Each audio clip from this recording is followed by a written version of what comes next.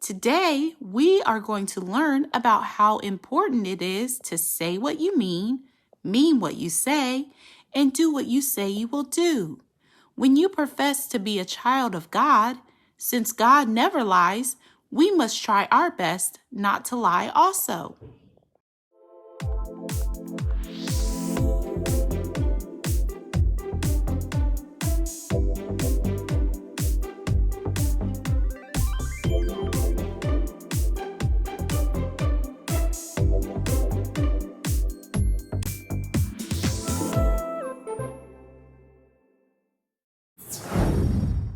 Hello, Junior Warriors, and welcome back to Eagle Rock Church's Gateway to the Nations.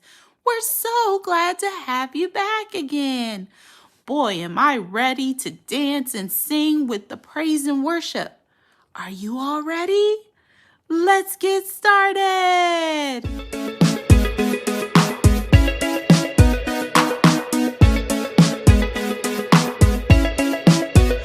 We were made in the image of God. Every man, woman, boy, and girl. We were made in the image of God. God so loved that it changed the world. We can change the world. In the beginning, when God made people, He made a boy, He made a girl. gave us dominion, Over creation, told us to go into all the world. we were made in the image of God. Every man, woman, boy, and girl. We were made in the image of God. God so loved that it changed the world. We can change the world. Made in the image we were. Made in the image of. Made in the image we were. Made in the image of. In the beginning, When God made people, He made a boy, He made a girl. Gave us dominion over creation. Told us to go into all the world. We were made in the image of God. Every man, woman, boy, and girl. We were made in the image of God. God so loved that it changed the world. We can change the world. Made in the image we were. Made in the image of. Made in the image we were. Made in the image of. I am fearfully and wonderfully made in the image of God. I am fearfully and wonderfully made in the image of God. Yes, I am fearfully and wonderfully made in the image of God. Yeah, We were made in the image of God. Every man, woman, boy, and girl. We were made in the image of God. God so loved that it changed the world. We can change the world. Image we were. Made in the image of. Made in the image we were. Made in the image of. Made in the image we were. Made in the image of. Made in the image we were. Made in the image. You have to remember that when you say you are a child of God, people begin to look at you and examine how you behave, and they especially start to listen to the words that you say, and it becomes important to them because they believe you when you say that you follow Jesus. So someone is always looking for the Jesus in you. Isn't it an honor to be with Jesus? Today, we're going to read a story about how David was challenged to do what he said he would do. And even though there were many with him who wanted to do the complete opposite, David still kept his word. this is King Saul.